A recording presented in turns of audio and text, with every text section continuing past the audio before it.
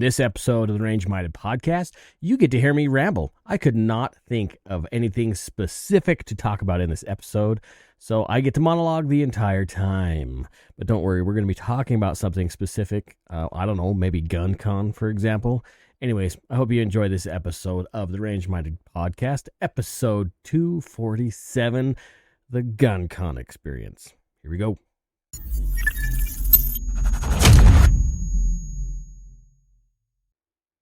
All right, like I mentioned in the intro, I had an incredibly difficult time. Actually, let's jump back. So the reason why you didn't get an episode last week was, first of all, we had a long drive home from Brownell's headquarters in Grinnell, Iowa.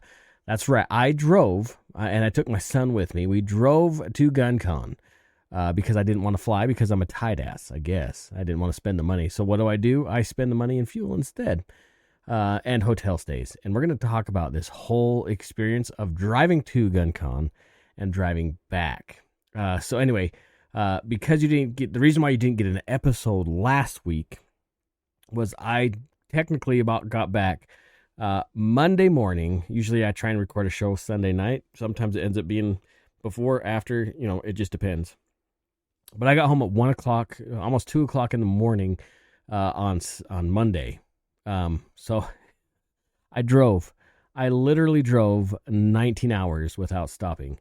That is the most I've driven in one go. It was like 1,800 and something miles. Good time. It was a good time. My son and I had a lot of fun. Well, let's get into it. Why don't I just tell you a story? Maybe, grab your popcorn. I am actually going to pop open. This is concerning. No, I don't drink alcohol. This isn't alcohol. You guys that have been here a long time know exactly what this is. This is my favorite brand of ginger beer. It is definitely not a sponsor. I wish they were, because I've drank enough of their juice here. It's a product of Australia. It's called Bundaberg. Again, they're not a sponsor. I buy this my own self. But if you like ginger beer, it is the best damn ginger beer on the planet, and it's my last bottle. I'm a little concerned.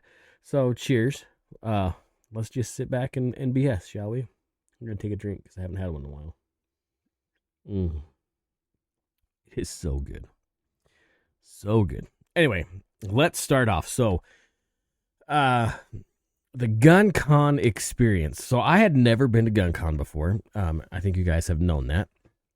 But a few months ago, John Patton from the Gun Collective had a post on Instagram saying, hey, we need content creators. There's some space. If you want to join in, let me know. So in a whim, I did not expect Mr. Patton himself to email me back. But I said, hey, I want to do it. Here's my email. And he emailed me back. Like, I was shocked. They must have been really desperate, I guess, for talent over there. It was a good time. I'm just teasing. Anyway, so we work it out. I actually saved up a little bit of money. I try not to have a lot of credit card debt or anything like that. So I saved up this certain amount of money over time, and that's the money I was going to use for the journey.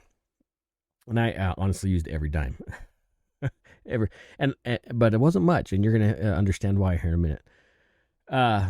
So during the time, lots of emails back and forth. We figured things out. John was actually very, very helpful. Hold on, my camera looks a little crooked, doesn't it? I'm gonna beep. Watch, I knew that would happen. Hold, please. Technical difficulties. I really need to get some new equipment. We'll get into that a little later too. Anyway. I'll readjust this. See, the things I do for you guys, you really need to appreciate me. Thank me for my service, as they say, right? Anyway, so we email back and forth. John is super cool. Like, that guy is exactly the way he is on his videos, if you wondered. And if you guys don't know who John Patton is, look up the Gun Collective. You're going to see who he is. If you're looking where I'm looking, that where I'm looking right now, that's my screen so I can see what's going on. I'm rambling.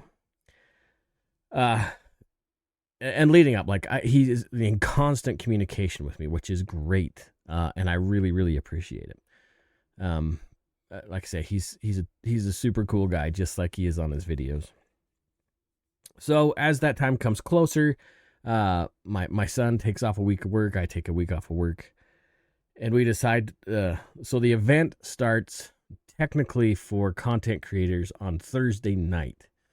The actual event open to the public is on Saturday. So Thursday night, all day Friday, basically all day Saturday.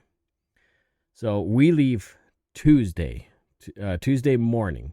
And the idea is we're going to drive to Casper, Wyoming, stay a night in Casper. Then we're going to drive to North Platte, Nebraska, stay a night in North Platte. And then finally, so that's Tuesday night, Wednesday night, Thursday, we'll get to Grinnell. So that was the plan, and that was the plan that we executed. But I made some mistakes, and this is actually very embarrassing to me. Once this all broke down the way it did, I was extremely embarrassed for myself, because you're going to see why. So by now, if you follow me on my social media accounts, you had seen the video of the first hotel stay in Casper. Now, Casper, you're thinking, is beautiful, especially this time of year. A beautiful downtown Casper is just an amazing town. And there's no sarcasm at all in that statement whatsoever, not even a lot. So I used an online service to find all these hotels that I was staying at. Now, instead of doing it the right way and looking at price as well as ratings, I decided, because I was trying to be as frugal as possible and save as much money as possible, that I wanted to make the most out of my hard-earned money. Mistake number one.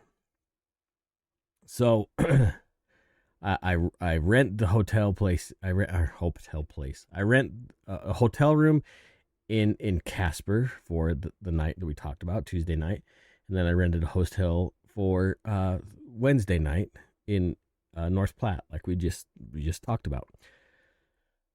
We drive, we enjoy the drive, we'd make the most of it. It is actually a lot of fun. So I live in Southeast Idaho. So the way I have to get to Casper from where I live, there's a couple of options.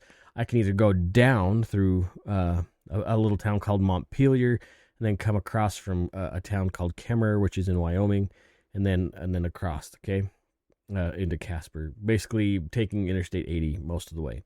Or another option was to go up the Hoback Junction, which I don't know if you guys are familiar with this area or not. Just picture Jackson Hole, okay? And then there's two ways from, let's just say Idaho Falls. That's basically where I'm at. Two ways from Idaho Falls to Jackson Hole. You can go up the Jackson Pass, which recently had an issue with the road collapsing, so I wasn't going to go that way. Or through the Hoback Junction, which goes up from Idaho Falls into around a reservoir called Palisades into Alpine, and then up the Hoback Junction, which follows the Snake River through a canyon, which is actually pretty awesome. Good river rafting if you're into that thing. So we go through the Hoback Junction, and then instead of going into Jackson, you got to take a junction, which takes you into basically Pinedale, if you know where I'm talking about. And then from Pinedale, it winds its way back into Interstate 80 and then into Casper. Beautiful drive for the most part. I'm sorry if you guys live in Pinedale or pretty much all of Wyoming. It's kind of boring. Once you get east of Hoback, maybe an hour, it's just kind of, like it's really, I guess Pinedale actually wasn't too bad. Pinedale was okay. So to be fair to Pinedale, once you get past east of Pinedale, that's when it starts getting,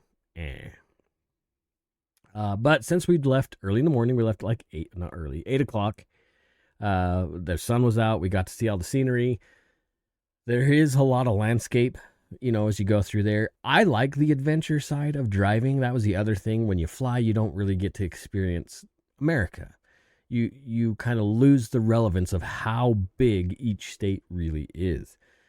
And I like adventure. I like having a good time especially hanging out with my son. You can never have too much time with your family. I sacrifice way too much time away from my family. I need to take advantage of that as much as possible. So we're driving. He the original intent was I would drive a little bit, he would drive a little bit, but I enjoy driving. And when I'm driving new places, I am wide awake because I'm just soaking in the new of everywhere that we're going. So we eventually make it into Casper. Casper's an interesting town. We didn't drive around Casper at all, but it's kind of weird. There's like all these belt routes and like things to get you here and there, and so I had to use the maps on my phone to get to this hotel. Now, as we're getting into Casper, it didn't look too bad. It's all right. But as I'm following the map to the destination, it gets a little worse and a little worse, a little more industrial, a little less maintained, if you will.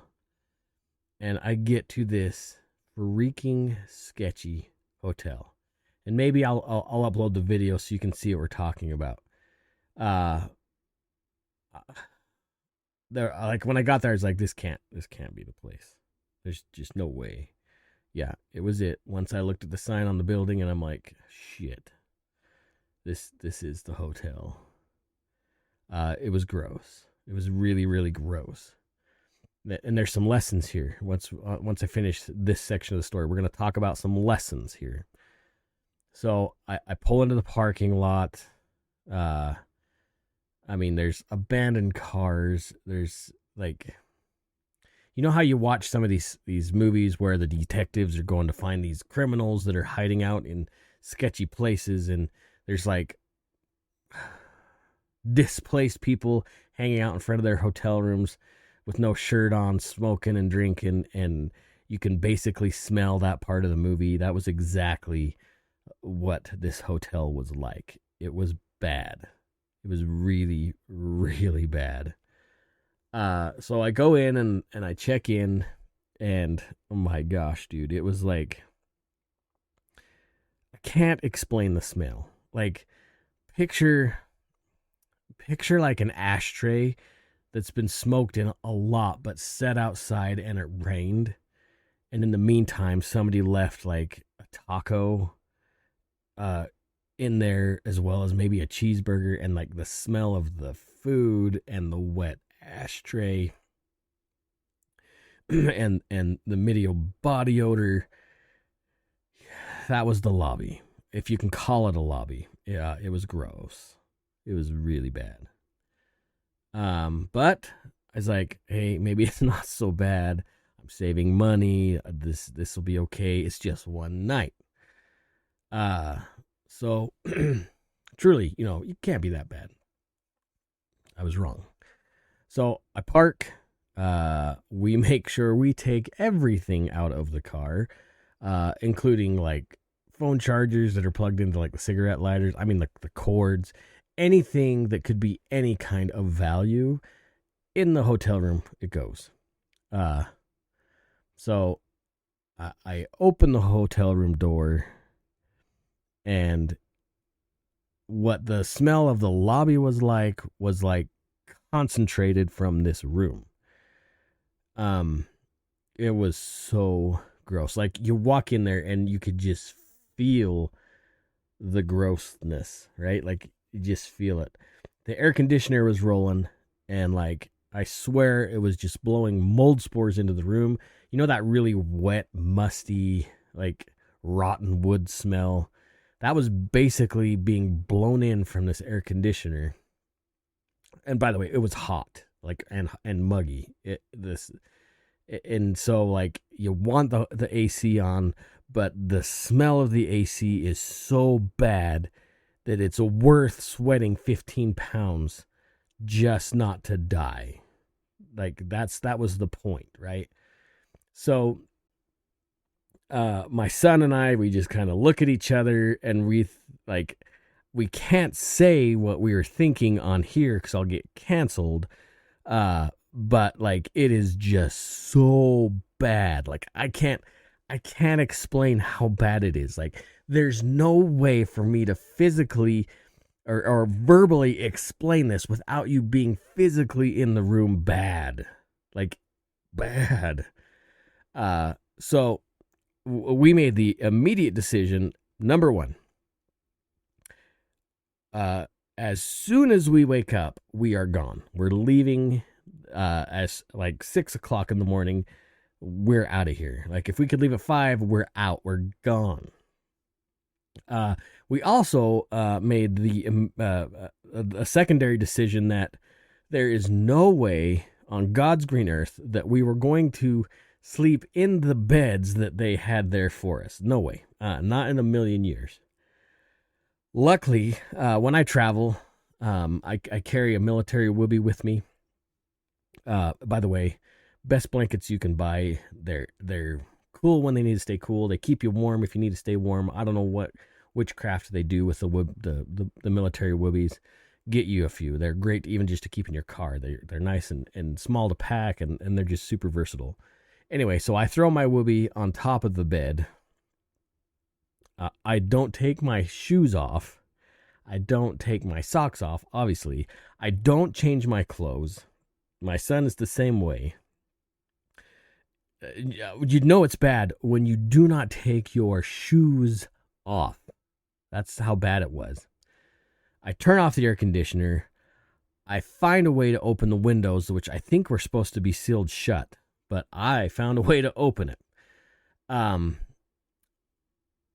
I leave my concealed carry with my defensive flashlight and my spare mag very close to me.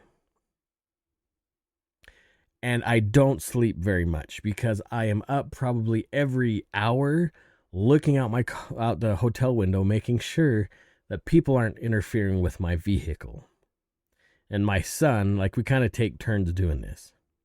Now, it's worse for my son because I snore really bad, so he probably didn't get any sleep whatsoever.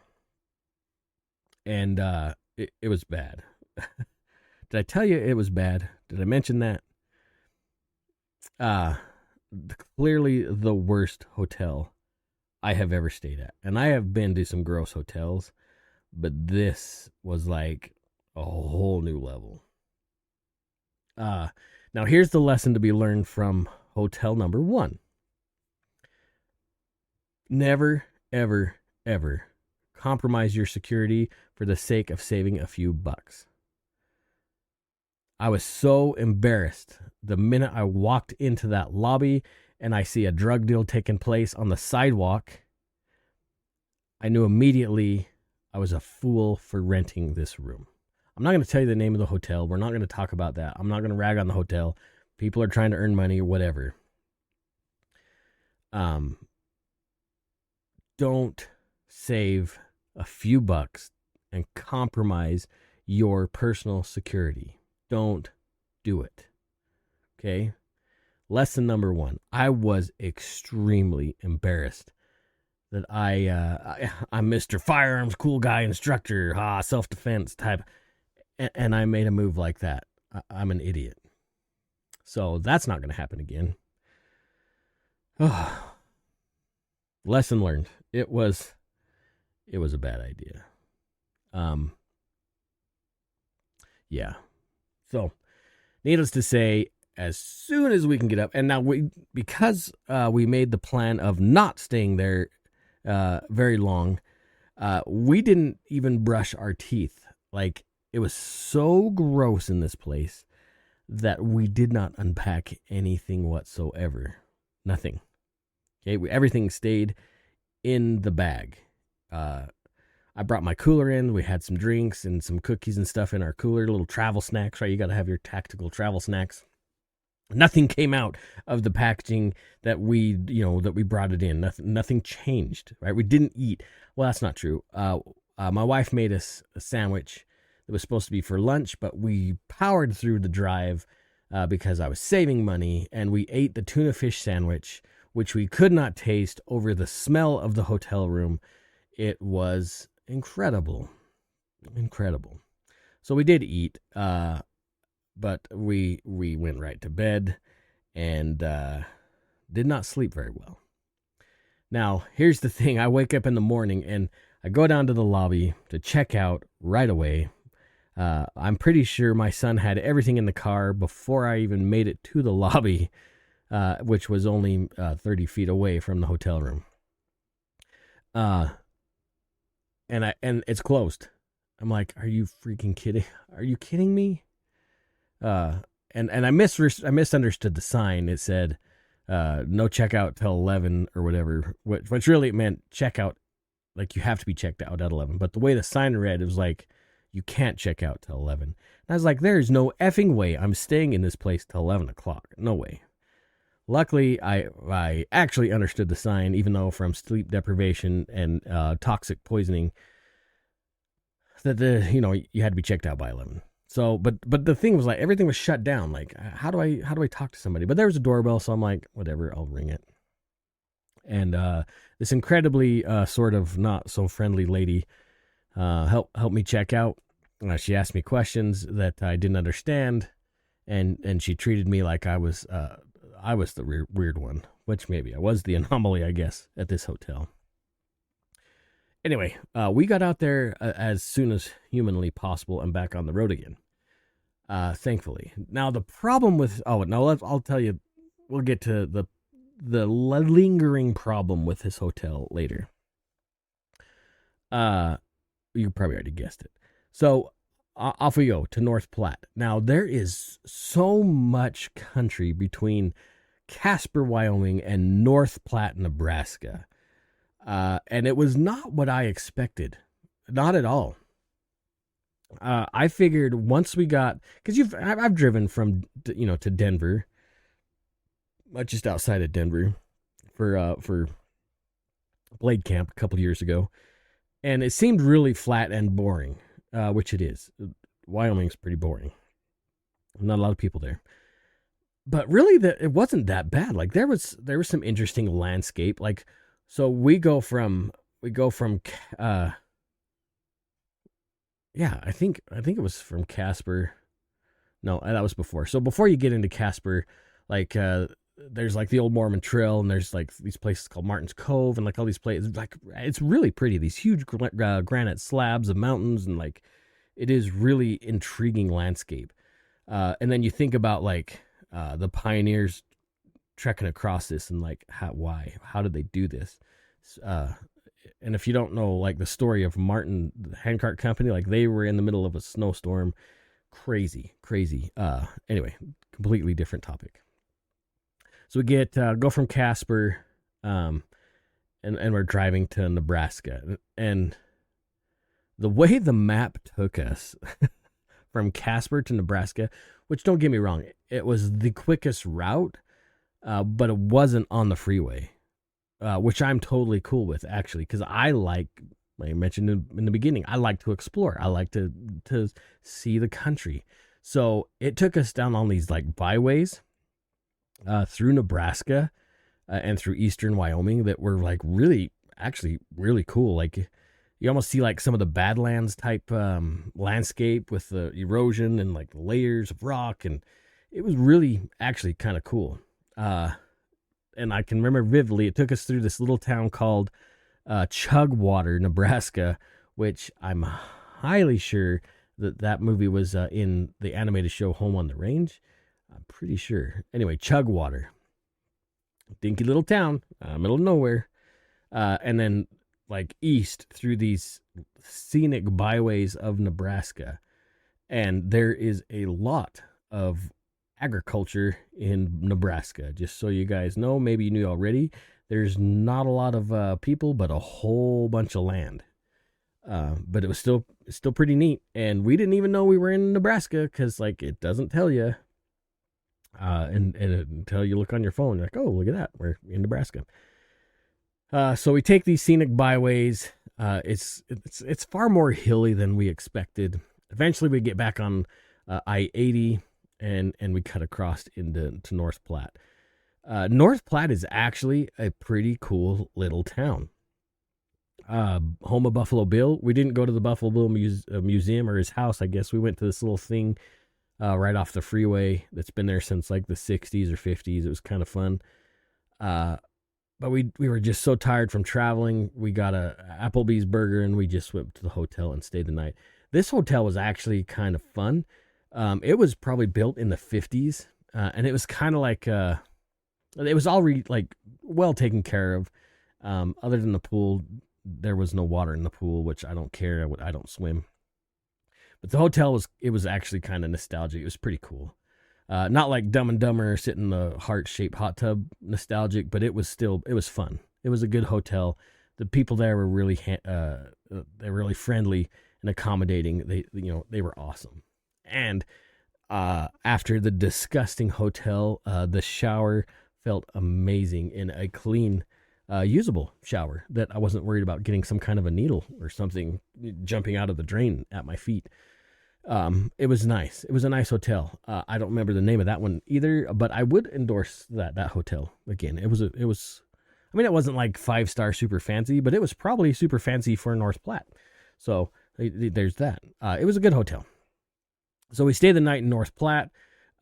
We go get dinner at a place called Penny's Diner, which is probably run down and gross, but I actually enjoyed it.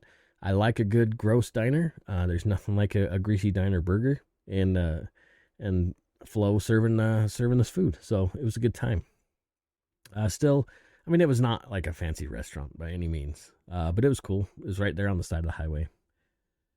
So we get going from North Platte. It's off to Iowa, and I was shocked at how green. Like once you get out of Nebraska, which isn't like dead brown color, but once you go from, it's like, I swear it's the state line from Nebraska to Iowa. It's like green trees, grass. It was beautiful. Like Iowa is a very pretty state.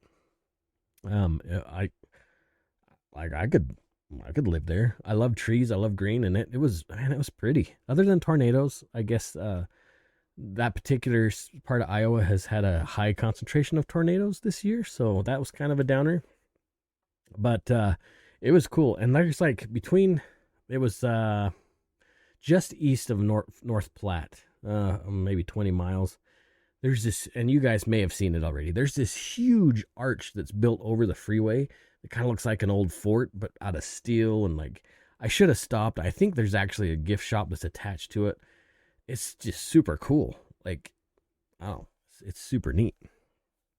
And then, you get into Omaha, which was nothing special. Every time I think of Omaha, I hear in my head Tom T. Hall's song, Convoy.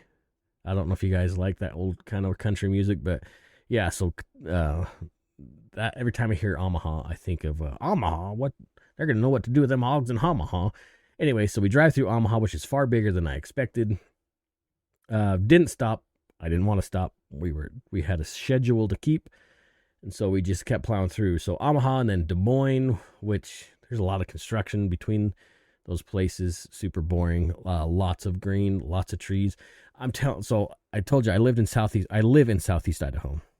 So the medians between the highway system or off either side of the road on the highway system, it's kind of like here is kind of just dead grass and garbage and it's just not real pretty. But those places between Omaha and Grinnell, actually, it's like grass and they mow it and it's nice. There's no trash on the side of the freeways.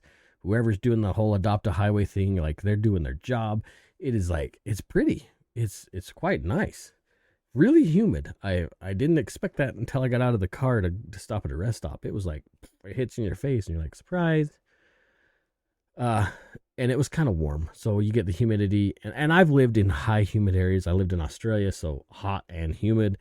Wasn't quite like that, but it was far more humid than here in Idaho. So we get to North Platte. We get to Grinnell, Iowa. We roll in. This hotel was kind of meh. I'm not going to tell you which hotel it was, but it was average, a little nicer than a Motel 6. Probably a lot nicer than a Motel 6, but nothing super amazing. But it was a good deal. and I was saving money, like I said. But this time, I was not compromising my security. I felt far more safe in the last 2 hotels than hotel number 1. I just still can't tell you how bad that place was. It was so bad, so bad. All right. So where are we at here? So that would be Thursday night by the time we all get here. I hope you guys are enjoying this story. So Thursday night, we roll into Grinnell. Like, Brownells is literally right there on the side of the highway. You cannot miss the building. It is huge, and we were stoked. So we roll off. We get to our hotel room.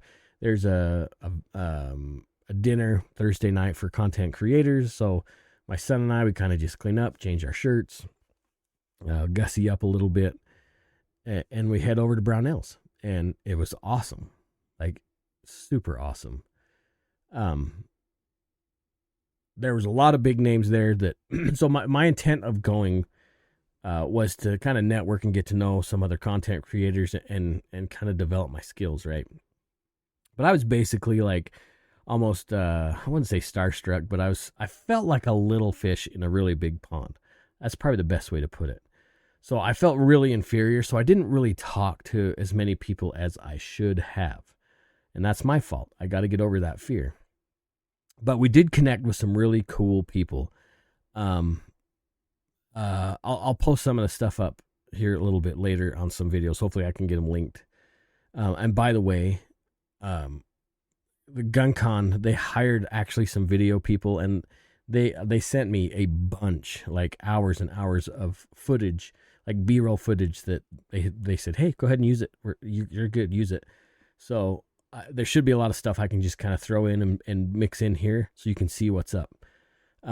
Anyway, so that Thursday night, there's a little pizza party in the parking lot of Brownells, and I mean, there's some pretty cool people there.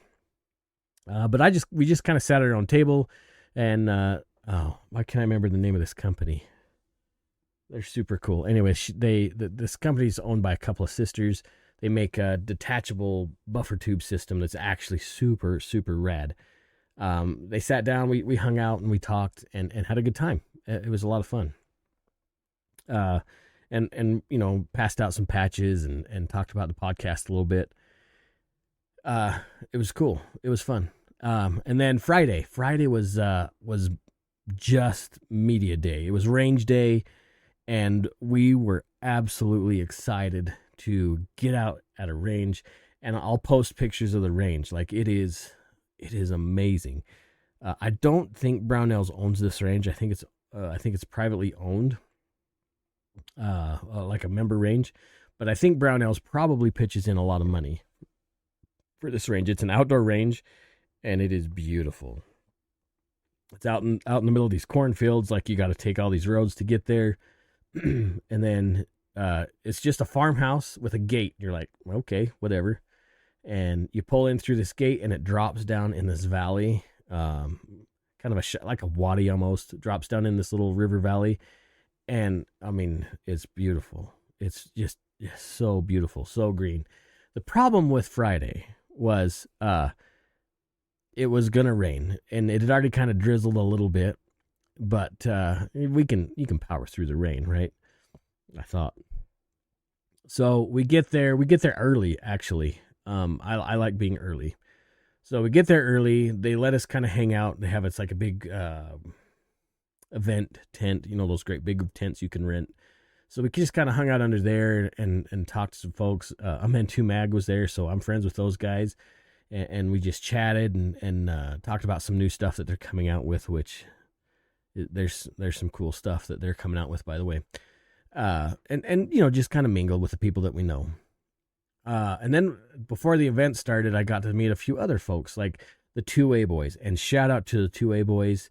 The mom and dad and the 2 boys were there. Super awesome. Man, they're going to be on the show, by the way. Super, super awesome. Great people. And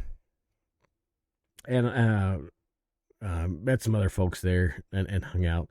So we do the safety brief, which I understand because, you know, I've done that kind of stuff. kind of a long safety brief because there's a lot of people there, and we don't want any accidents, obviously. And then we start shooting. We start checking out some new products. There's a lot of cool stuff. I'm gonna kind of bracket this right now. So I took a lot of video with my phone and with a camcorder that I bought specifically for GunCon. The great thing is once I reviewed all that footage, zero of the camcorder footage is useful.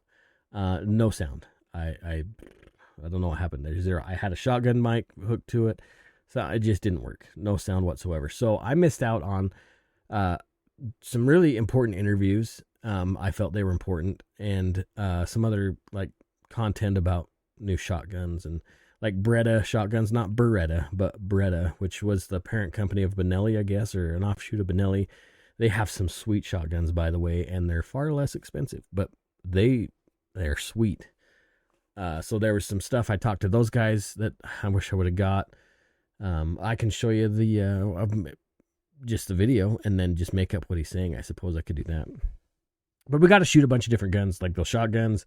Vector was there. Chris and Dave from Vector. Those guys are actually pretty sweet. I need to get those guys on the show because what they're doing with ARs is pretty amazing. Just picture LWRC, only efficient and better.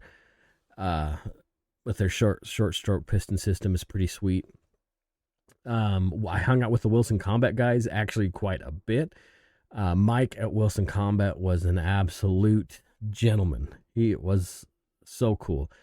We connected really, really well, Mike and I. So I'd like to get him on the show. I don't know if it'll happen. He is a stud and a half. And a few other people. It was just a good time until it rained, and it rained started raining about 11 o'clock, I guess. And it rained for like 2.5 hours. Now I'm not talking drizzle. We're talking thunder and lightning and wind and just a deluge of water. Like they had to shut down the range. Nobody could shoot. We just hung out under the big circus tent, for 2.5 hours, which wasn't too bad. We got to talk to some other people. It was still a good time. Anyway, once that rain let up, it's time to go shoot again. But like I said, we lost 2.5 hours of good, solid content creation and visiting with folks. I wish I could remember their name, their company. I'll edit it in. I don't know if I got. Oh, here it is. Yeah, Stern Defense. These guys right here. I knew I had some of their literature. So they do like. Let me grab this other thing so I can show you. I'll put some video in there. I'm pretty sure I have some B-roll footage of their stuff. But they're making, I don't know if you can see it. You can't really see it from there. So what it is there's this buffer tube setup system that they have. It's like a tri-lug adapter. You hook your buffer tube into the lug. It clicks into your receiver super fast. It retains your buffer so it doesn't come flying out. It also keeps the bolt from flying out the back.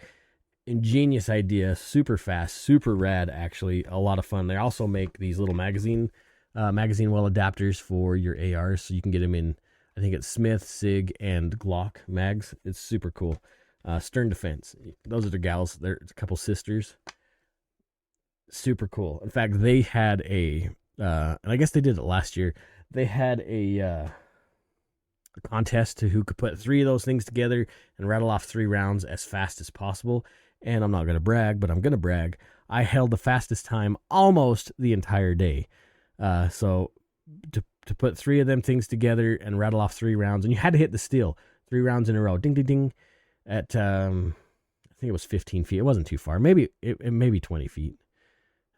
Anyway, so I was there like 10.09 seconds, and I held that almost the entire event until Puvu showed up and some of his homies, and it was like a battle. Boom. Like they were chopping off seconds back and forth, and he took he was like 9.7 something, and then I chopped it down to like 9.3, and then he came back, and like we just went back and forth. He ended up winning, only because like my very last round, because it like we were the last shooters of range day between Puvio and I. So if I would have just finished my entire drill, like I had an issue with my magazine, I probably would have been about 2 seconds faster than him. But I gave up because I thought the clock had already run past the 9 seconds. But the dude was like, "You were at 6 seconds.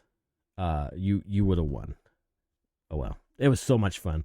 And Santi, Tactical Santi was there too. Like I got to hang out with those guys. Like he is super cool, like super chill. I totally expected between him and PV like being super arrogant, but they were super cool actually. Anyway, so that was Friday, and then we had that night we had a VIP dinner. So I wore my suit jacket that I took to look fancy with my retro rifle shirts, which I wish I could get more of those retro. We need to talk. But now let's go back to the disgusting hotel room. Because of that smelly ass hotel room, it made my suit jacket smell so bad. I still wore it. I mean, there's people smoking cigars and stuff, so I was like, oh, it'll get kind of camouflaged out by the smell, which it did for the most part, and I didn't notice it, how bad it was, really, honestly, until I got home and I was pulling all my dirty laundry out, and I unzipped my bag, and I'm like, oh, those are not dirty socks. That is the smell of a raunchy hotel room. It was so bad, dude. Did I tell you that hotel room was bad? Anyway, so VIP dinner, we hung out almost exclusively with the dudes from Wilson Combat. And I'm telling you, those guys are super cool. They were so much fun to be around. We had a good time. We talked like we were just homies, chilling like we knew each other for a long time. Super cool people. It was a lot of fun. Had some questions answered about some Wilson Combat stuff. It was cool, and Wilson's coming out with some really neat stuff. I know you always think about 1911 and quality 1911 parts, but they're making precision ARs and bolt guns and suppressor. I had no idea that these guys were making suppressors, and we've been making them for like 5 years. I had no clue.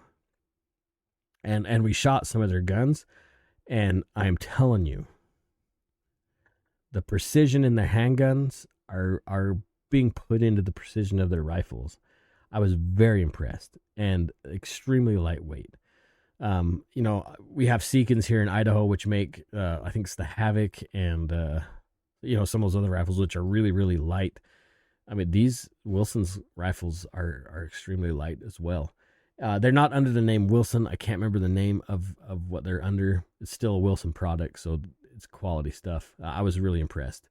And honestly, like, you have a 3-pound hunting rifle, and then you put a can on there and your optic, it's probably even lighter than that. I don't even know. It's probably the metric system for all I know, but it's really, like, for the price you're paying for the whole setup. It's expensive. I don't remember the numbers exactly, but it really wasn't like astronomical either. So I was pleasantly surprised with the stuff from Wilson. Some other cool stuff that we saw at the range day. Like I said, we saw the Vector, the shotguns, the Beretta. I can't remember. It's a weird name. It sounds like Beretta, but it's not Beretta. It's Breda, like sandwich bread. Breda is the brand. Radian is coming out with some cool stuff. They have a muzzle brake for your Gen 5 Glocks, which they're pretty sweet. I got to mess with that a little bit. Some full auto stuff. Obviously, you got to have full auto stuff. There's some pretty cool stuff out there. Anyway, but the problem was, like, now I can't show you the interviews and things that we did. Specifically, I have to use the B-roll from the Gun Collective. So I'm kind of bummed that, it is what it is. Anyway, so that was Friday. Friday was a good day. It was a lot of fun. It was a long day. Spending all day at a range is exhausting. Maybe some of you guys know that. It does, no matter how much fun you're having, and you don't realize how fatigued you are until you get home, take your shoes off, and you realize, oh my gosh, I'm drained. And that's the way Friday was for us. It was fun. It was a ton of fun. Saturday was the day that was open to everybody. And again, my son and I, we got there super early. Like, I think it was opened at 10. We got there at like 9. I mean, what are you going to do? I didn't want to sit in my hotel room. I wanted to take every opportunity possible.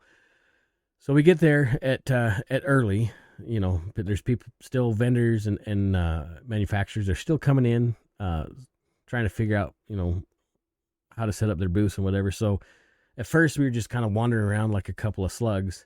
I'm like, you know what? Like, why are we wasting time, like, not interacting? So, we started helping people set up their booths. Like, Amen2, we helped them set up their booth. It was a good time. I think it wasn't LMT, one of those other companies like that. We helped them set up their booth. We did everything we could to help out. And it was actually kind of fun. It was fun to talk to these guys, kind of get them off balance of what they're used to. It was just cool. It was just cool to hang out. And then once it got open to the public, like, I will show you the videos of like the line before the doors opened. And again, Brownells is a huge building. The whole warehouse isn't open. Like, they didn't clear out everything out of the warehouse for GunCon. So it was maybe a quarter of the building. So it was maybe 200 yards long, probably not quite that, 150 yards long by 100 yards wide. And that was all set up with booth space and some chairs to do some live panels. Maybe you saw some of the live things that they did during GunCon. It was fun. It was cool. And it really frustrates me because I got some awesome interviews, like with Adam Kraut. I had a good conversation with Adam Kraut. I think it's Travis with FARC, had a good time with them. Gun Owners of America, I had a good conversation with Stephen Rutherford. It was like, or Williford, I mean. So there was some good content that went out the window. Another one was Vertex. Luckily, I got some B-roll footage on my phone about their new fanny pack, which is freaking dope. I don't care what you think about fanny packs. You can call them stupid or gay or whatever. This thing is off the chain rad. It is super cool. I don't care what you say about fanny packs. I would absolutely, in fact, I probably will buy one. That is one I would carry. Absolutely. The Vertex fanny pack. It's dope. Like, it's super cool. They're making some concealed carry shirts, which are pretty dang rad as well. And there's some other really cool stuff out there, which I'll try and dig through what videos I do have. It was cool. It was a ton of fun. We stayed. Initially, I wasn't. We were gonna just stay till Saturday night and then drive home, nonstop. So, stupid idea. So Saturday morning before we came over to GunCon, the hotel was technically booked out solid. But I was able to convince the gal at the desk to let us stay Saturday night, which I am so glad I did, because we were super tired. There was a dinner again after that. No, was there? No, there wasn't. But we just kind of chilled and hung out for a little while, and then went home to the hotel and crashed. Right, it was so tired. It was a long 3-day weekend, nonstop. So then Sunday morning, yeah, we drive home. We left at 7:00 Iowa time, which would be 6:00 my hometown time, and nonstop. Like I said, it was almost 2 a.m. by the time we got back. I did take a slight detour. There's a Buc-ee's in Johnsontown, Colorado. I wanted to go to Buc-ee's, and they just opened one, and so we stopped at Buc-ee's and got some beaver nuggets and a brisket sandwich, which was, oh my gosh, so good.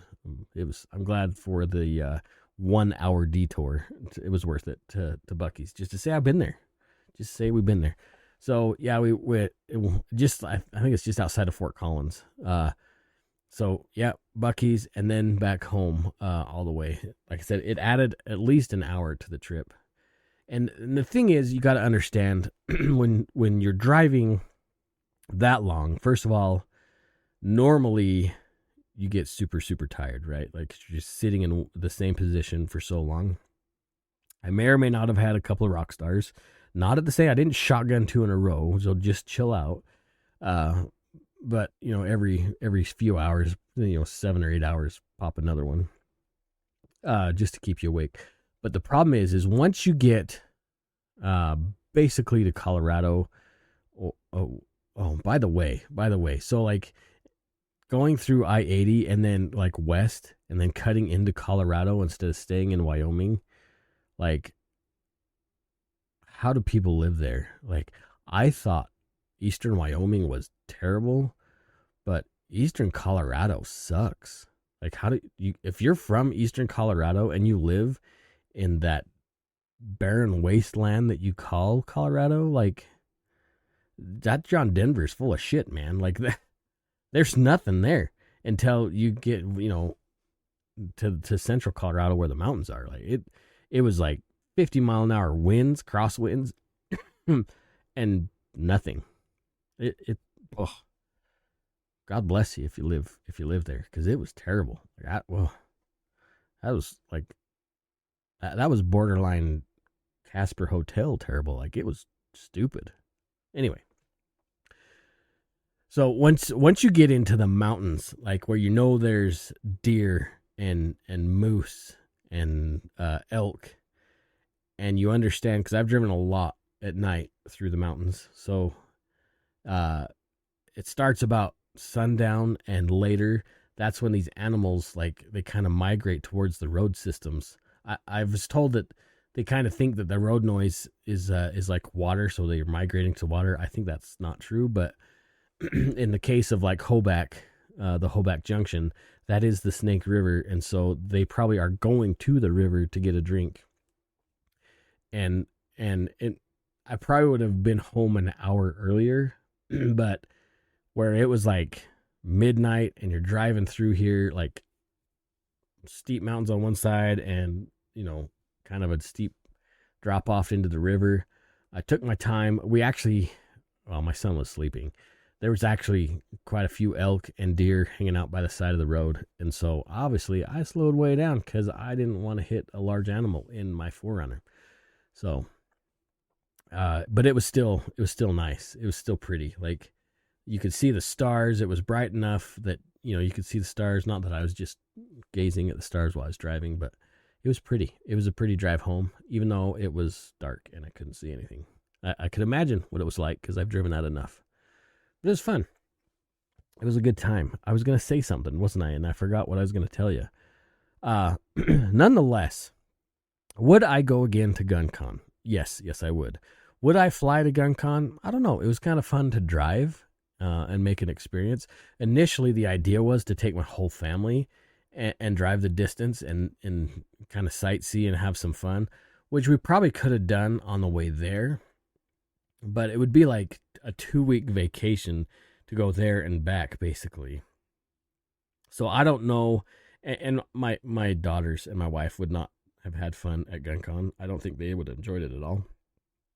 And as you might imagine, there's not a lot to do in Grinnell, Iowa, in June, at the end of June. So I don't know if they would have had so much fun. There's not like a shopping mall. I mean, there's a Walmart, which I guess you could go look at the people at Walmart. But you can only do that once, right? You can't just go back to Walmart because you just see the same people over and over again. And maybe you're the anomaly that's being watched, by the way. So I'm glad that they didn't come just for the sake of they would have been super bored. And hell hath no fury, like 4 girls complaining that there's nothing to do. So that was out of the question, which worked out in our favor because my son is a lot like me. In fact, if you listen to the show where I interview my son, we sound exactly the same, except for he's a little less animated. Anyway, it was a good time. I would totally go again, and I probably would drive again. Flying would be easier, honestly, but the thing about driving, not only do you get to carry more luggage with you, you get to see the country. Like, you get to have the experience that our parents may have had when they were kids going on vacations, right? There's so much to see in America that we take for granted. Like, life is so rush, go here, go there, on demand. We miss out on reality. So I'm glad that we drove. It was a little expensive by the time it was all said and done. I filled a lot of fuel in the car by the time it was all said and done. Honestly, as far as eating, we didn't really eat that much, other than, like I said, Brownells and GunCon. Like, they fed us well. It was awesome. They took care of the content creators, which was super cool. They actually cared about us. It felt really good, honestly, to be appreciated for the things that we do. Not that what I do is necessarily hard. Like, it's more fun than anything. But it does get a little difficult sometimes, and we'll get into that in a minute. But it was a good time. All in all, I'm glad I took my son on a crazy ass drive across the country, crappy hotel rooms and all. It was totally worth it. I did learn, like I said, not to compromise my security for a couple bucks. I'm glad nothing happened that I would have regretted. But it was cool. It was also really, really good to be in a place where there's a lot of pro freedom people in one spot. People that are like-minded, people that understand that the Second Amendment is far more than keeping and bearing arms, but keeping and bearing freedom. Like, it was so good to be around these people. And to meet new people and to be energized by everybody else's vigor. It was so much fun. It was fun. I would totally do it again. I would and will be taking better equipment next go round. That being said, I told you I was going to talk about kind of the hard things about content creation. I had a very hard time coming up with what I was going to talk about tonight in this show. It was weighing me down. It was really frustrating. I guess you could call it writer's block. Same kind of thing. I got a drink here. It was tough for me for some reason. Tougher than it has been for a while. But I'm glad I was able to share this experience with you. Talking about the equipment and the travel costs and that kind of stuff, I really want to give you guys the best possible content that I can. And getting out there, thinking I had things in order, and then seeing how things didn't work out like I thought they would, like they should have, was really disappointing to me. And maybe I shouldn't even bring this up. I set up a way to help support the show a different way, and if you really appreciate what we do here at the podcast, I have a GoFundMe. I'll just spit it out. Like, there's a way to help support the show. I'm not monetized. I don't make money on content. I'm just not big enough. It just doesn't exist. But in order for me, I feel like, to get to the next place I need to be, a couple things. It costs money, and I need to see that you guys appreciate the content that's being shared. I don't know any other way to put that. That's the first reason for the GoFundMe. The second reason is a little bit more problematic, and maybe it's not even an issue, but it makes me worried. Like, there's some, I wouldn't say some legal stuff that's popped up, but there's been some rumblings that, not necessarily attack on the show, but a way I could see the show could be attacked, I guess is the best way to put it. And I need to resolve that, and it costs a substantial amount of money. So that's the reason why I set up the GoFundMe. One was really initially for fortifying the show, protecting the show and its content a little bit better, and the equipment. SHOT Show's coming up. I was hoping to get some things figured out before then. Like, SHOT Show's in January, so we got about 6 months. If you're willing to help out the show, that'd be totally cool. If not, it's not a big deal. I totally get it. It's been a really hard year for everybody. And a couple of bucks would be great. If not, I don't care. Honestly, supporting the show by sharing it with your friends is honestly awesome. And that's probably even enough. So anyways, I just wanted to throw that out there. it makes me feel awkward asking for money. I don't know. I guess that's just the way it is.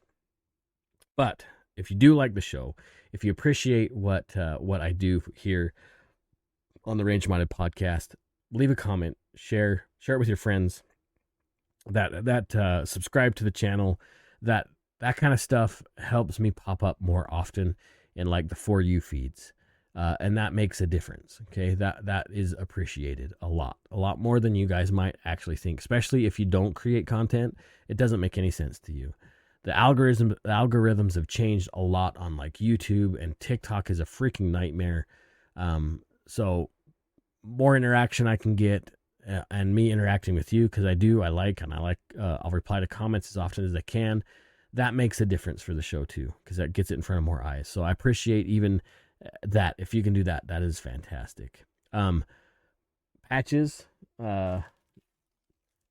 still got a few of these left. I gave away a few at GunCon. There's some new patches coming out. I think I'm going to change the way that I sell patches. I think I'm actually going to set up an eBay store, whatever you want to call it, for the podcast. I don't want to do Etsy. I know there's a lot of folks that do it that way. I don't want to deal with Etsy and their BS. I already have some stuff on eBay, so I figured, maybe I'll just set up an eBay store. It might be easier. So tell me what you think about that, if you think that's easier or not.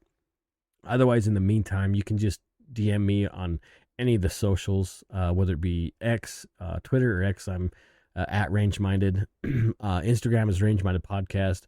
Facebook is Range Minded Podcast. TikTok is Range Minded Podcast. I have a Truth Social account. I don't ever use it. It's stupid, honestly. YouTube, Range Minded Podcast. You can comment through there. I'm on Rumble, but nobody else seems to be on Rumble other than people trying to create content. I like Rumble, honestly. But, people have to be there to watch those videos. If you're on Rumble, just follow and comment, and I'll comment back. Anyway, if you want some merch, whatever, let's get it figured out. It's all good. I'm working on some other stuff. Made some good contacts at GunCon for some other cool stuff that's not legal in all 50 states. If that should kind of perk your ears up. So some cool stuff that will be coming out. That would be in extreme limited quantities, but I'm not going to tell you what it is. I did hint to it a week ago. But anyway, there's that. Anyways, guys, I truly appreciate you guys more than you know. The Second Amendment is under constant attack. And I know I talk about a lot of the news stuff, and sometimes that just brings me down when I do all the research and we listen to the court filings and we go through the Supreme Court rulings and we kind of dissect that stuff. I do enjoy that kind of stuff, but it kind of brings me down. And I feel like that kind of brings you down because it's just so much. It's just so much. So I'm going to be working on some more fun content, visiting with some of these other content creators and see the things they do. I want to do some more fun stuff with the show. So that's going to be coming too. In fact, I have a video in my head, and I mean, there's 5 boxes of ammunition here that I specifically set aside for that video.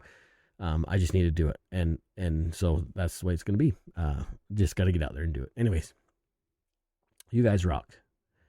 Take somebody shooting. The Second Amendment is one vote away from being lost. This year is obviously an election year. Unless your head is buried in the sand, you know how crazy it's been. Be involved. Be involved in your community. Be involved in your local gun rights groups. If you can get involved in GOA or FRAC or any of these other gun rights groups, do it. Be involved as much as possible. I know it's expensive, but honestly, some of these groups, you can donate a quarter and they'd be absolutely happy with it. But we have to be engaged. We have to do our part to save our freedoms for our children and grandchildren, or they're going to hold us responsible. And I don't want to be held responsible for not doing what I feel like needs to be done. So let's be involved. We just went through the 4th of July. Obviously, Independence Day is huge. It is America, right? It is why we're here. Is we declared our independence from a tyrannical government with its thumb and boot on our throat. We can't lose that American spirit. We need to keep it, and it's worth fighting for. Freedom isn't free. Uh, it's expensive, but our forefathers found a reason for it, and they wanted it for us, and we need to want that for the next generation. That's why it's so important to take somebody shooting, get your family involved in the firearms community. It's a safe and very welcoming community. Like once you get involved, honestly, outside of the gun range, it feels a little but when you get into the bigger circle of the 2A community, it's just one big family, and it's awesome. And if you ever want to come shooting with me, let me know. If you're ever in the area, let's go shooting. Let's have some fun. I think it'd be rad. Okay, that's where I'm going to end. Appreciate you guys. I love you guys. Take somebody shooting. Be safe. See you guys.